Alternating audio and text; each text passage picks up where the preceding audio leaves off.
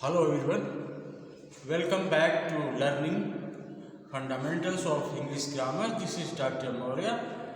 We are having another chapter today. We'll just look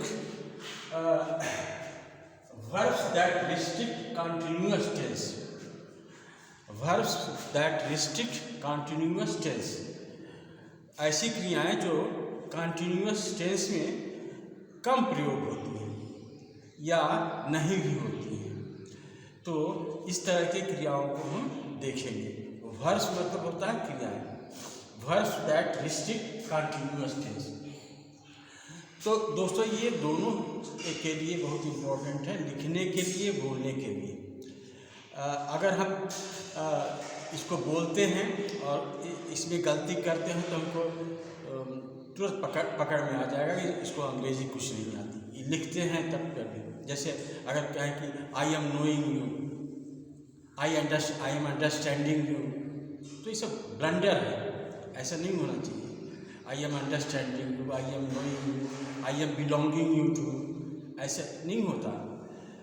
इस तरह के वर्ब्स का प्रेजेंट कंटिन्यूअस टेंस में बहुत कम प्रयोग होता है, या होता भी है तो स्पेशल केस में होता है। इसको हम डिटेल में पढ़ेंगे। तो वर्ब्स जिनके बाद प्रेजेंट कंटिन्यूअस या पास्ट कंटिन्यूअस का प्रयोग नहीं होता या कम होता है, ये है वर्ब्स ऑफ रिलेशन, संबंध बतलाने वाली क्रियाएं। ये वर्ब्स ऑफ रिलेशन, संबंध बतलाने वाली क्रियाएं, जिसमें कि appear, belong, consist of, resemble, see, owe, include, ऐसे शब्द आते हैं, ऐसे वर्ब आते हैं। और दूसरा है verbs of emotion. Verbs of emotion जो भावनाओं से संबंधित जो क्रियाएं हैं, उनमें भी क्या है कि इसको कंटिन्यूअस टेंस में प्रयोग कम करते हैं, नहीं के बराबर करते हैं तो दूसरे से करते हैं। देखिए वर्ब्स ऑफ परसेप्शन। परसेप्शन का मतलब होता है प्रत्यक्षीकरण, प्रत्यक्ष।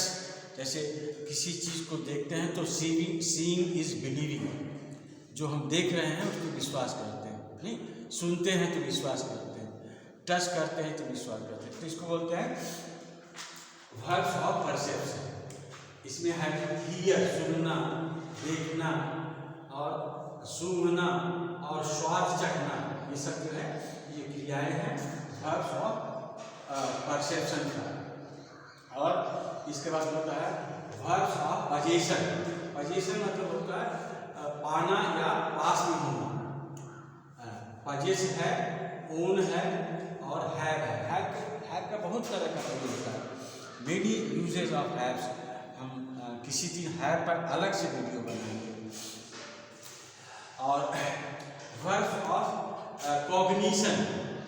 कॉग्निशन मतलब होता है जानकारी या ज्ञान। कॉग्निशन का मतलब होता है तो जिससे जानकारी को मिलती है, जैसे believe, feel, know, understand, forget, mind, think, trust, ये सब जो है, ये जो क्रियाएं हैं इसको कहते हैं वर्ब्स ऑफ कॉग्निशन। और इनके साथ सबके साथ एक ही प्रॉब्लम है कि इनका कंटिन्यूअस प्रयोग कम होता है। जैसे मैं कहूँ कि मैं समझ रहा हूँ, मैं आपकी बात को समझ रहा हूँ, तो अब जो ट्रांसलेशन से सीखा है वो बोलेगा आई एम अंडरस्टैंडिंग यू।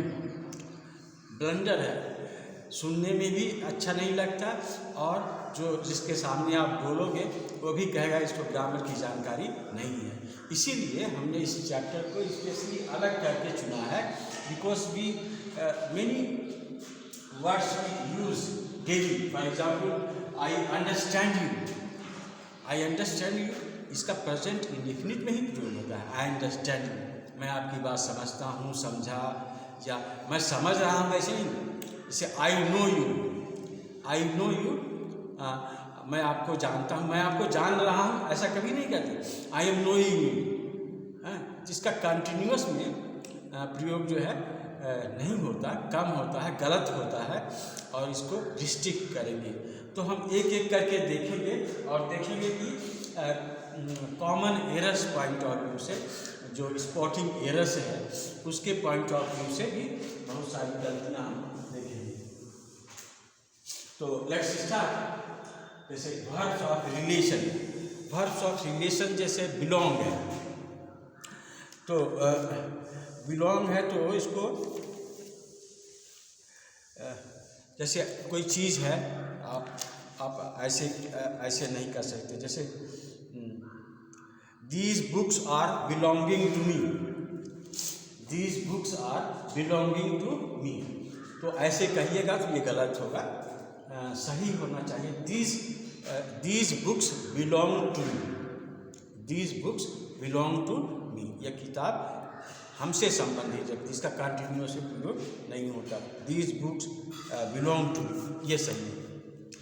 जैसे which political party are you belonging to, which political party are you belonging to, ये गलत है। तो इसका सही क्या होगा कि which political party do you belong to,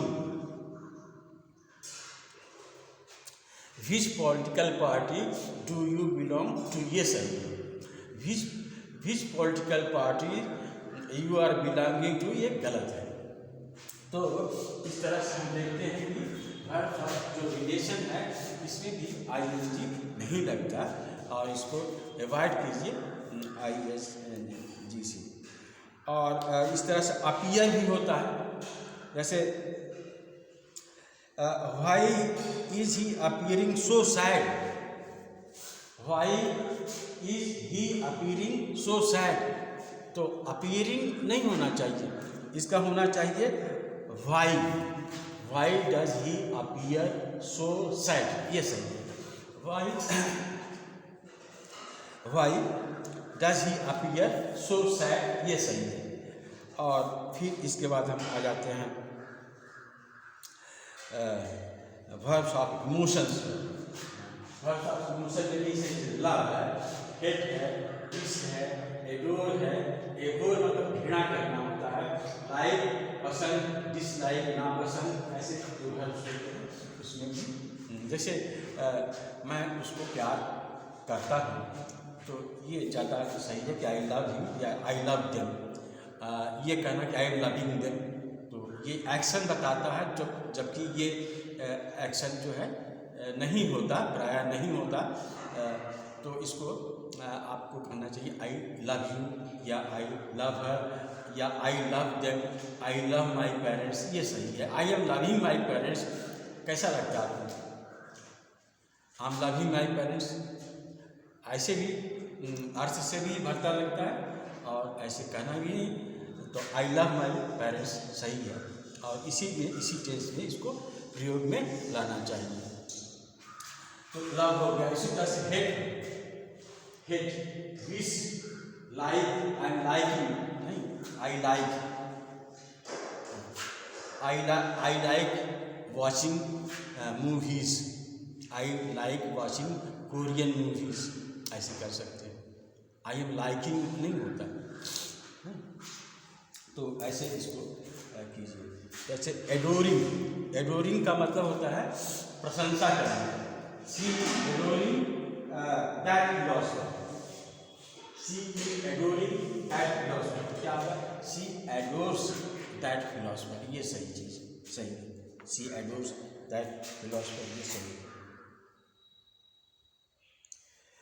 अब वर्ब्स ऑफ परसेप्शन, परसेप्शन जो वर्ब्स ऑफ परसेप्शन है इससे प्रत्यक्षीकरण होता है। इसको चूँकि बराबर हम इसको यूज करते हैं, जैसे हियर, हियर, तो हमने जैसे हियर का प्रयोग कीजिए, जो कान से सुना जाता है उसको हियर कहते हैं। जैसे ही इज डेफ, वो बहरा है, ही कैन नॉट हियर, वो सुन नहीं सकता, वो बहरा है, वो सुन नहीं सकता। तो हियर। और लिसन किसको कहते हैं? कल हमने बनाया था शॉर्ट। लिसन कहते हैं कि जिसमें हम इंटेंशन फोकस करें, इंटेंशन फोकस करें। Listen to this, listen to, मतलब पर्टिकुलर चीज़ पर हम दबाव डालें तब उसको listen to my point, listen to him, listen to this story, तो इसे फोकस करते हैं। जब कान से सुनना होता है तब हम उसको कहते हैं हियर। अच्छा, can you hear me, can you, अगर मैं कहूँ कैन यू हियर मी, इसका क्या मतलब हुआ? आप मेरी बात सुन रहे हैं? कैन यू हियर मी, हाँ ये सही है। अगर हम कहें कि आर यू हियरिंग मी, तो ये थोड़ा सा खराब लगता है। लेकिन देखो हियरिंग, आप कोर्ट में जाओगे तो बहुत से वकील बैठे रहते हैं तो कहेंगे हियरिंग चल रहा है, हियरिंग चल रहा है। तो वैसे वकील और जज वगैरह अंग्रेजी बहुत ज़्यादा नहीं जानते, इसको समझ लीजिए। हियरिंग चल रहा है, तो हियरिंग क्या चीज़ है? जब कोई बहस चल रहा होता है तो उसको हियरिंग बोलते हैं। Hearing is going on, the जज इज हियरिंग द केस, मतलब वाद विवाद के साथ जब ये कोई चीज़ चलता है तो उसको हियरिंग बोलते हैं। उसका मतलब सुनना नहीं होता, उसका मतलब होता है वाद विवाद सुनना, क्या बोलते हैं उसको, जीरा सुनना, जीरा सुनना। तो हियरिंग और हियर बताया, लिसन बताया। अच्छा, और फील, जैसे अभी बताएंगे फील का भी आता है। तो ऐसे अच्छा, जैसे टेस्ट है, जैसे इट इज़ टेस्टिंग स्वीट, ये सही नहीं है। इट इज़ टेस्टिंग स्वीट, ये सही। इट टेस्ट स्वीट, मीठा लग रहा है। इट टेस्ट सॉवर, ये सही है। इट टेस्ट सॉल्टी, ये सही है नहीं। तो इसी तरह से इसका प्रयोग कीजिए, कंटिन्यूअस में प्रयोग नहीं होता, नहीं करना चाहिए। जब होता है तो उसका अर्थ कुछ थोड़ा सा डिफरेंट हो जाएगा। जैसे I smell a flower, I smell a flower, तो सही है। I am smelling a flower, ये नहीं सही है, इसका सही होना चाहिए आई स्मेल ए फ्लावर। आगे बढ़ते हैं। Verbs of position, have, own, position. जैसे I am owing this much money to him, गलत है, ऐसा नहीं होना चाहिए।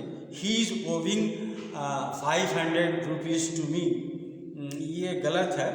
ही ओज 500 रुपीज़ टू मी, ये सही है। Owing, he is owing a great deal to his soldier, नहीं, ही ओज होता है।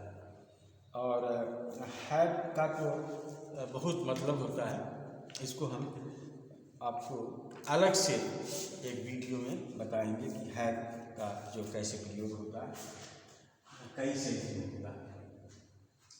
अब आ जाते हैं verbs of cognition. Verbs of cognition में जैसे ये सब चीज़ बहुत ज़्यादा आता है, नो और अंडरस्टैंड।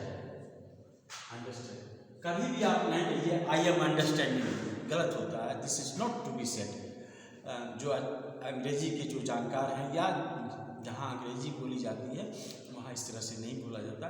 जैसे आई understand you, I understand you, ऐसे बोलते हैं।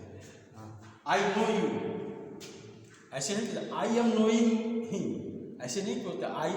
आई वॉज नोइंग हिम, ये भी गलत। I was known to him सही है, I was known to him सही है। आई वॉज नोइंग हिम गलत है। आई नो हिम सही है, आई एम नोइंग हिम गलत है। तो इसको आप, अच्छा, thinking, she is thinking like that, ये सही है, लेकिन ये एग्जैक्ट होगा शी थिंक्स लाइक दैट। उसका मानना है she thinks like that. I trust you, मैं आप पर विश्वास करता हूँ, ये सही है। ट्रस्ट होना चाहिए, आई ट्रस्ट यू, ये सही चीज़ है।